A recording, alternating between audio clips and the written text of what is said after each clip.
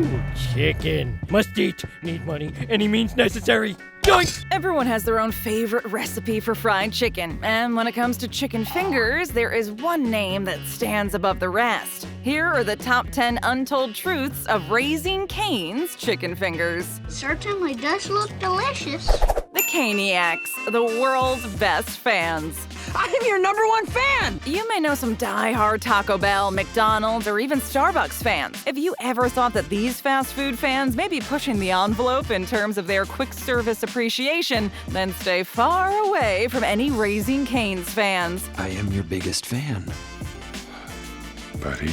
Raising Cane's has the absolute most insane fans on the entire planet. Considering that Raising Cane's best customers are known as Caniacs, you kind of get a hint of the level of devotion these chicken finger lovers show to their favorite restaurant. The Caniacs have even been treated to exclusive online concerts, one of the perks of being best fast food fans in the industry. Unlike regular fast food fans that just simply adore the restaurant, this fan club has actually been endorsed by the restaurant brand, and a sign-up page can be found on the Raising Cane's website. I was able to join the Caniac Club, and just by being a member, you are eligible to win this lovely guitar.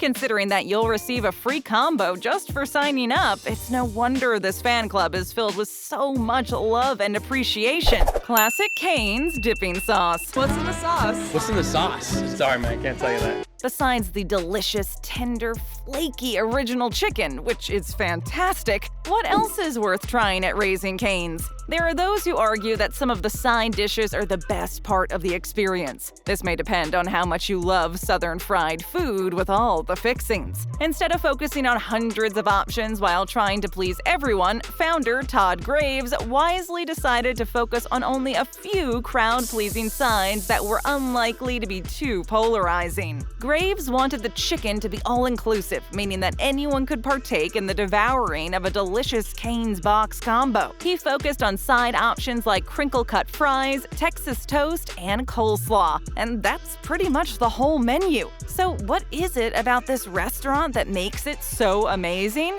Why? Some would argue that the dipping sauce itself is beyond compare. The reason? This sauce is made fresh in-house every single day. This sauce provides the perfect amount of tang, spice, and sweetness, taking the chicken from a 10 on 10 to an 11 on 10. The best part of this sauce recipe is that there are hundreds of knockoff options to be found online that can help satisfy the Cane's craving no matter what time of day or where you are. You guys eat like this every day? It's just chicken. Opening day, a success story. We have almost like 450 restaurants now, and I never could have dreamed this, never in a million years. Considering that Todd Graves was almost told every step of the way that his business would be a failure, he never ever lost sight of his dreams and continued to work hard and pursued them to the fullest. To this day, his kindness and philanthropic activity has made him one of the world's most beloved and respected bosses. Despite his success, life was not always so easy for Todd. The grand opening of Raising Cane's Chicken Fingers was one of the most exciting and nerve-wracking days for Graves. All of his hopes and dreams were finally right there before him. Would he be successful? Doubt would begin to cross his mind, considering he was now opening a restaurant near the same school where a professor had once said his business strategy was doomed to fail. You've turned a humiliating failure into an epic fail. What's next for you? I just want to get to that next level, Carla. Todd's hard work certainly paid off, and he was able to prove all of his doubters wrong. The first day that Raising Cane's opened, the students loved the chicken so much that the restaurant stayed open until 3:30 in the morning, continually serving chicken. This day is seen as a historic moment in the Cane's history book, a day that set a positive tone for the future of the restaurant. Who knew students would love chicken tenders this much? Well, Todd Graves sure did. I told you so, I told you so, I told you so, I told you so, I told you so. The name. Say my name.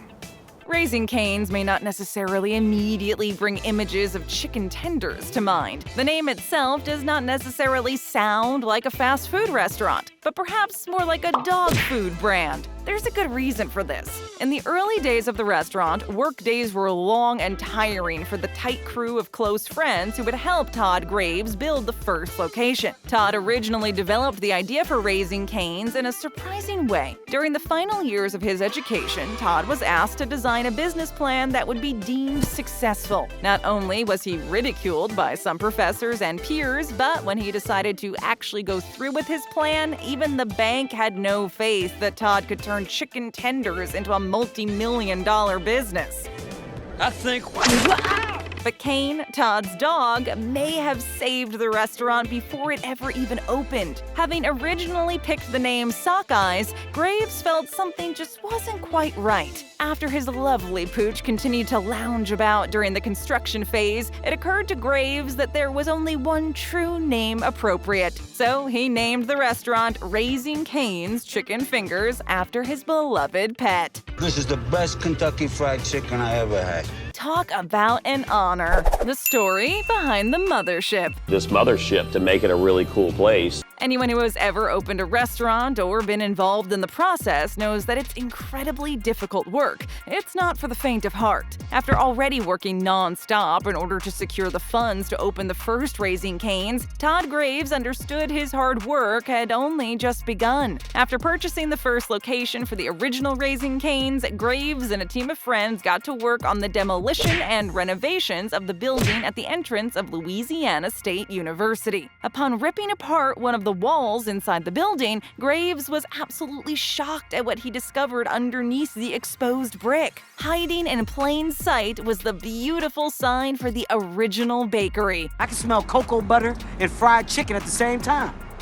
I don't know about you guys, but that's a win for me. Todd was so enamored by the piece that he kept the wall as is, a way to pay homage to the bakery that was there before him. To this day, the mural is a standard part of any new restaurant concept and can be found at all locations. However, it's important to note that the only authentic mural is the one found at the Mothership, otherwise known as the original Raising Cane's location in Louisiana.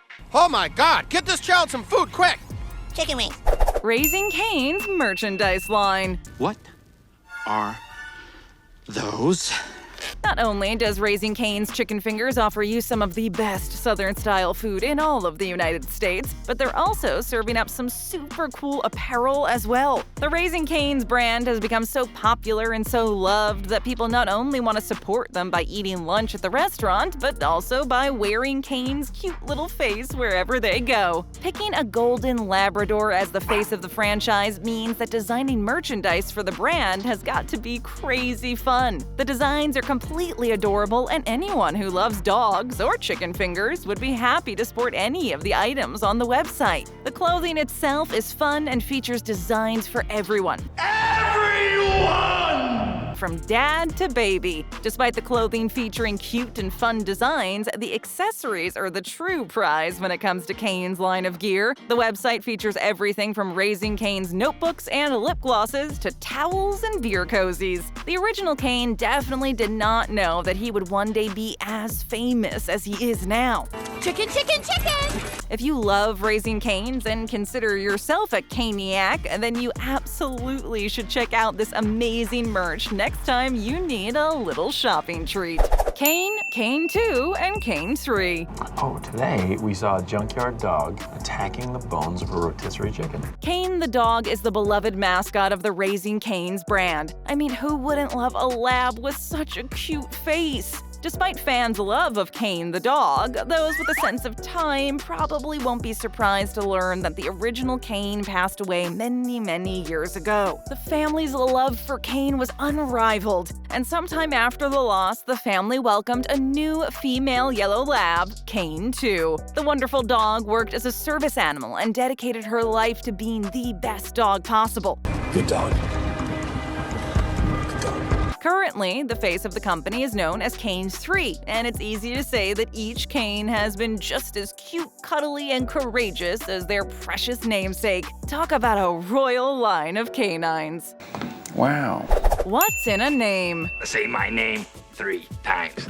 What's your name? How does a chicken finger restaurant almost end up with a name like Sockeyes, a type of salmon? The story of Raising Cane's was troubled and complex. There were many moments when Todd Graves would wonder whether or not the noble pursuit of supplying delicious chicken fingers was actually worth all of the work that it entailed. Having crafted the plan for Raising Cane's for class credit, Todd was heartbroken to have his business plan not only ridiculed, but it also received the lowest mark in the class. What a kick to the gut! Which one of y'all kicked me? Luckily for chicken finger fans, Todd would not let the opinions of one instructor ruin his chances at success. The next steps would involve some serious hard work on Todd's part. After working long weeks in an oil refinery, Todd moved to Alaska, where he learned all about commercial salmon fishing. After returning home and finally securing enough money to get his first restaurant started, Graves wanted to honor his time spent in Alaska by naming his restaurant after the fish that has helped him get to this point. What can I get for you?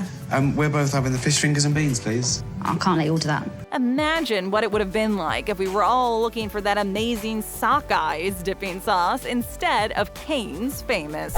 They have halal. Ted is getting hungry for fried chicken. Oh no, says Sarah. You just passed the traditional fried chicken restaurant. Fried chicken is considered to be one of the ultimate best in terms of American fast food. While many other restaurants may not have a lot of choices when it comes to dietary restrictions, Raising Cane's has worked to ensure that their chicken appeals to a wide variety of the population. By offering halal chicken as opposed to regular chicken, Raising Cane's has made a place for themselves within the hearts of much of the Islamic community in America. Halal means permissible in Arabic. This can refer to the specific part of the animal where the meat is taken from, the type of meat itself, and even how the animal was slaughtered. I need you to cut the chicken's neck. These changes may not seem like a big deal to some. However, for many, this is a common issue when trying to order fast food. Finding a restaurant that caters to a specific market can be incredibly difficult for customers. So it's no surprise why Raising Cane's is so loved by many in the Islamic community. The chain has seen such wild success with their halal-inclusive menu that they decided to take their business to the Middle Eastern market.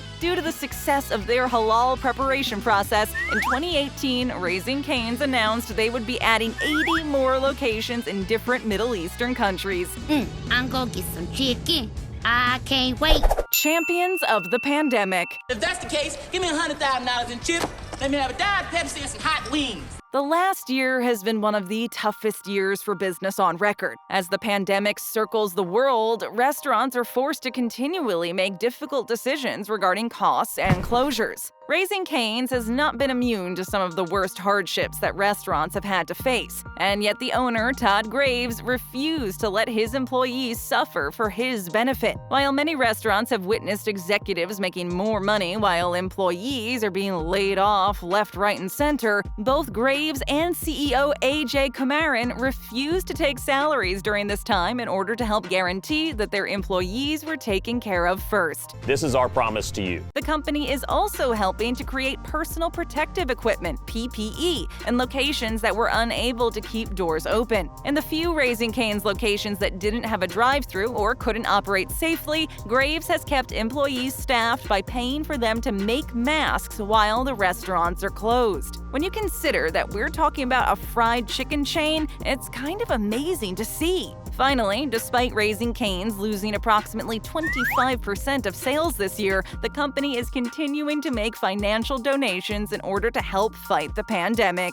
More companies should be like Cane's. No wonder the Caniacs love it so much. Well, you sure do know how to cook chicken. Show us some love too. Just tap or click on another great video, hit that subscribe button, and ring that notification bell.